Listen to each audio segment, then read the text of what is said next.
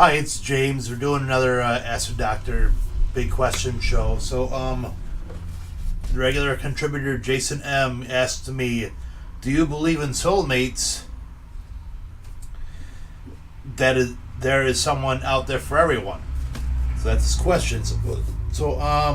Yes, I do, but there's many facets to that question, many different answers, many more questions I might have instead of answers, but we'll try to tackle them in this video. So, it's yes, but however, not everyone meets whom they are meant to be with. I mean, there are so many reasons. I mean, I do believe someone's out there for everyone, but you're not. It's obviously it's not the easiest thing to do to find that person who makes you tick, that makes you want to be that person to them, that makes you want to be happy to them, and makes you want to wake up every morning and be happy with them. I mean, there are so many reasons why. Not, I mean, you have the fact that the world is a place where it's not really about dating more than it's hooking up. I mean, it's sexual attractiveness first primarily, then get to know them afterwards. It's backwards mentality sort of, and this is where most relationships don't last nowadays. The fine art of dating, getting to know someone, whether you want to be with them or not, is replaced by, wow, that guy is so hot, or that girl is so beautiful, I have to be with them. And you do what you have to do to be with them for the night, and and decide afterwards, maybe I might want to be with them and be in a relationship with them. The superficial society. It's physical attractiveness. It's not really about what they're going on up here, or who they are, what their soul is. It's more, as I stated, it's more being attracted to them, and if you think they're hot and incredible looking, instead of beautiful on the inside, you're going to go for more. People go for more beautiful on the outside, and more of a trophy status, I would say. Everyone has an opinion. Primarily, if you like someone, there's chances are there's people who you kind of value their opinions on. Will say, that's not a good person for you. I don't like that person. I don't want you to date that person. And it's really up to you whether you want to keep on doing that, or you want to go with what the peanut gallery says, and say, I don't want to date this person that I really enjoy, that I see myself in, but I'd rather just do what they want me to do. And chances are, society kind of works like that, unfortunately, nowadays, and people are more worried about image, and instead of their own happiness, about what images, what they're projecting out to the world, and on who they're dating, and what who they're dating, and what it looks like to them.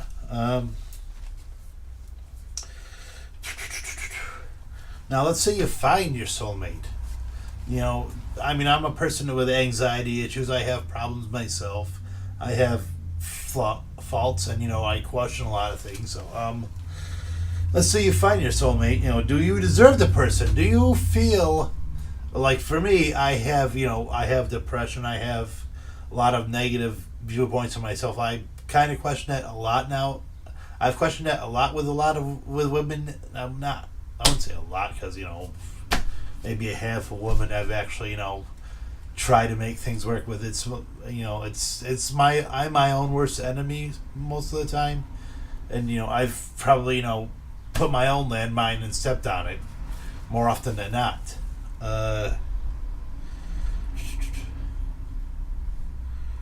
If it was easy to find a soulmate, it wouldn't be a problem. It wouldn't be people asking, is there a soulmate? Is there someone out for me? Because everyone would have it. It would be right there in front of your face. When you're a child, like, hi, I'm here, right here for you, but the world is a difficult place, so it's not going to be in front of you. You have to keep looking for it. You have to try for it, and you you can you can settle for what or settling's not a bad thing if it you feel that the person you're settling is your soulmate. Nobody says you have to keep on going and keep going to like the ultimate goal. Um, Sometimes you have to make choices in life too. Like unfortunately, I've chosen my jobs before people. Unfortunately, because they comes down to me paying my bills is probably the most, since I'm self sufficient. Paying my bills is probably the most paramount thing to me. Making sure everything gets paid before like say if I plan an outing with this soulmate,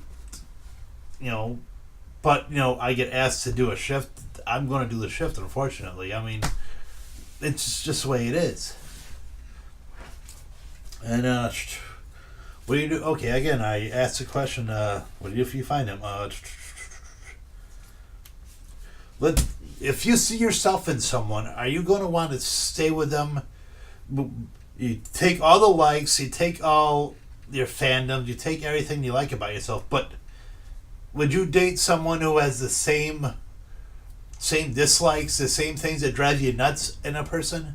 Would you take that? Would you, if would it drive you nuts if you saw it in someone else, or would you forgive them because you love everything else about them? Forgive me, I've taken a lot of notes on this question, so I'm reading them down.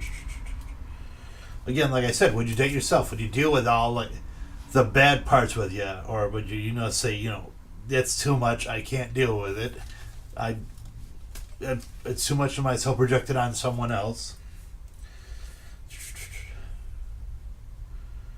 What if you met someone, they're perfect for you, but they're in a different age group or generation? Would you I mean, within reason. I mean, let's say she's 25 and you're say 40. Is that too much of an age gap for you personally? If that person is willing to go out with you, or are you willing to go out with them, or are you just going to say you're too young for me or whatever? That's also something about life experience too. I mean, if you feel a connection, but you're saying I've been out in the world a lot longer, is that too much of a faux pas for you to not date them? But for me, I would date someone in their mid-20s, maybe 26 or something like that. I mean, I'm 43, but I just, if I would want someone who's been out in the world, been working for a while, kind of see, it's not the easiest thing in the world. I mean, it's not that I am negative, yes, but I'm also hardened, so I'm kind of a grumpy person. So it's more, I want someone who understands that the world isn't, the greatest place ever. Understands, there's a weight on my back, and that's.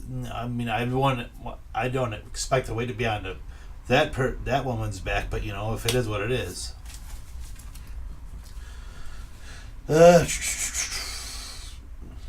What if they aren't attracted to you? What if you meet someone, and they're more, you're perfect for them. They're not do you stay in the friend zone, or if they're a different orientation, do you try to force yourself on them? Try to say no, you can't like a woman or a man or what, or a transgender. You have to like me, or you just accept it and say, well, maybe you're not the person I thought you were, but I'll still like you in my life. I mean, soulmates are soulmates. You don't have to be in a relationship with someone to have them in your life.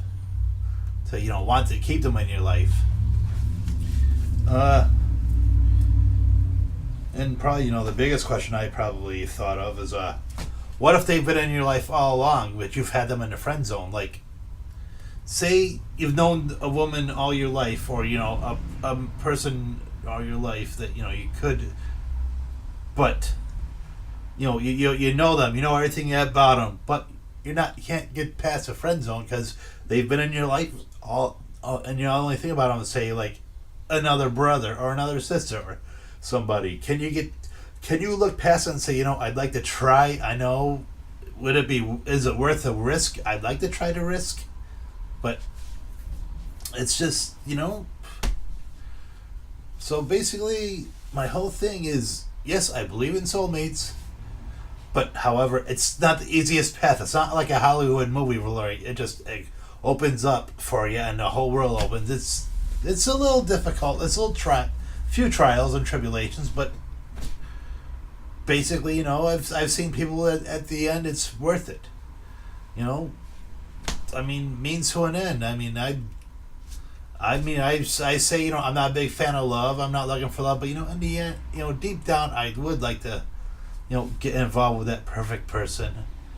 But who knows if that will ever happen? So yeah, that's this week's question. Thanks, Jason, for asking it. I'll see about getting another question, a question and answer show down the line. And so, thank you guys for watching the video.